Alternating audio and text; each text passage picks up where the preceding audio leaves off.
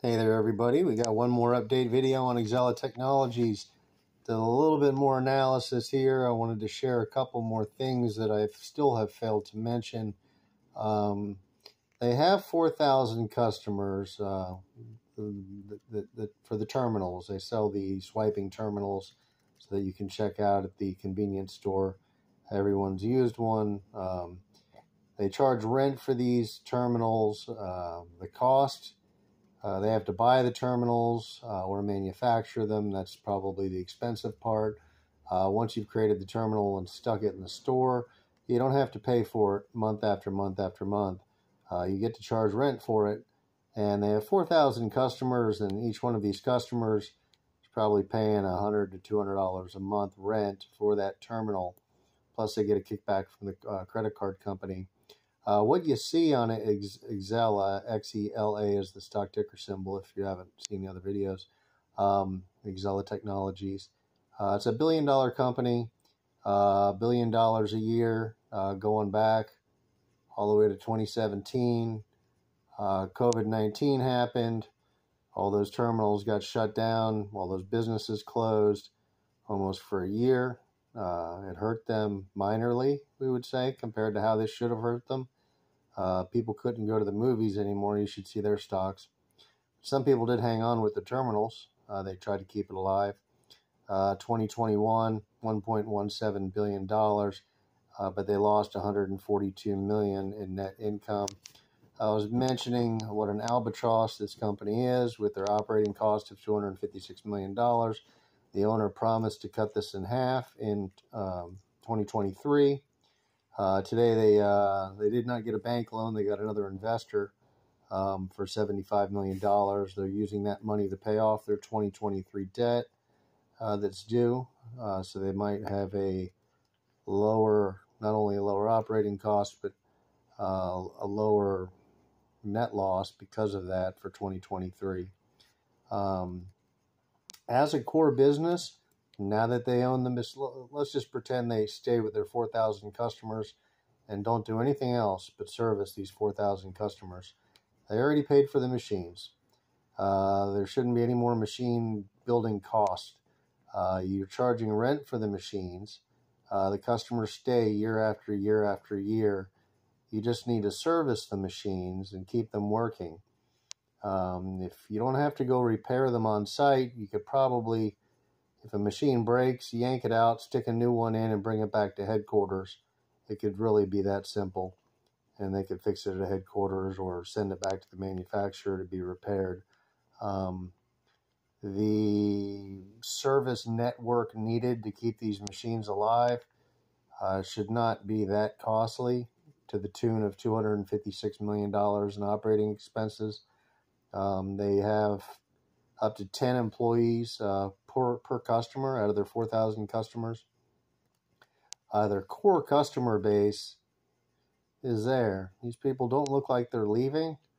They look like they're staying. They look like they're renting the terminal. They look like they enjoy the terminal. They're accepting Visa or MasterCard. They have their little custom software hooked up to their rewards program. They're happy about it. If this company adds more customers, that would be wonderful. I think they will. Maybe they'll get it back up to 2018 glory, where it was 1.59 billion for the year. If he keeps his word and cuts his operating expense in half and gets rid of the research and development, you're looking at a profitable company on the income statement. As far as the debt, in the last little update video I did, I talked about their enormous debt of $1.7 billion. They also have $1 billion in assets, so they're $700 million upside down on debt. If they can chew into this, looks like they chewed into it today. $51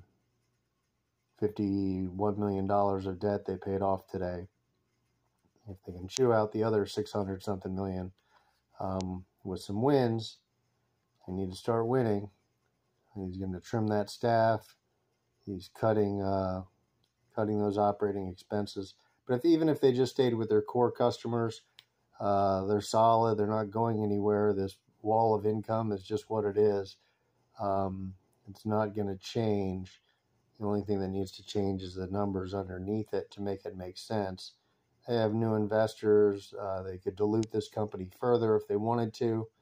They only have, I think it's 17 million outstanding shares. The entire company is worth $8 million. The reason for that price probably is the debt, the negative 700 million that they're in the hole. But like I said, they did already buy their machines, build their machines, the checkout swipey machines that people check out with their credit cards. Once they own those, they don't have to buy them over and over again for these companies. They just pay rent year after year after year and rent the terminal. So the manufacturing cost and those expenses, they should vanish almost immediately. I don't know what they're paying for these terminals. Maybe it's too much, but it's a one-time expense. Hopefully they have some terminals in stock for future customers. To listen to the earnings report and find out what they have for inventory. Maybe that's part of their assets. They do have some assets. $1 billion worth. Maybe that's a bunch of terminals that they haven't sold yet. But we'll see what the future has for the company. If they can get these terminals in stock out into the marketplace, wonderful. If they can't, their customers aren't going anywhere. The only thing that's got to go somewhere is this operating expense. They need to trim the fat. They need customer service in India, something. They need to cut the expenses. They need operators for customer service, obviously, and take the calls that come in from the different vendors that need help with their machines. And they need to go have a system where they can swap out the machine real quick and get it back online. And then they can go worry about it back at the factory instead of worrying about it on site. Yeah, they could trim this thing into with 4,000 customers, $10 million a year operating expense if they really wanted to, if they really had to. And I think they have to. And when they have to, this revenue, since I already own the machines, I already paid for the machines, it's going to become almost all profit. This is a 90% gross profit business. They're just charging rent every month. They're getting a kickback from the credit card company. This is going to turn into, when they do 1.2 billion for the year, it's going to turn into 700-800 million in profit. That's how big their margins are. They're taking a machine that they probably pay, let's say, $1,000 for, and they're selling it for $10,000. The margins are fantastic. And they don't have to buy the machines over and over again once they've already bought them. And apparently they've done that. So they're in business. They got the machines. They got the customers. The customers aren't leaving. They're going to trim the fat. They have to. This was a $300 stock at one point. They have enough money to get through. They have some interest in their product. They have some interest in a lot right now. Banks still trust them. It's probably their customer base being so solid. You could probably talk anyone. Look, we got $1 billion coming in on automatic recurring income. They literally bill these people's credit cards every month. They don't even have to ask them. They just bill their card. $100, $200, whatever the cost is. Might be even more money than that. But they could push onwards for more customers. This thing could get up here to $3 billion a year. These operating costs don't have to be a fraction. Clearly, this company went in multiple directions. They tried to do all kinds of things that were unrelated to the core business. If they really bring them back, this thing, yeah, it's got all the potential in the world. But anyhow, thank you. I just want to do another stock update. Told you a few insights about the business that they're in. Hopefully that helped you. Bye. Like and subscribe to my video. Have a great night.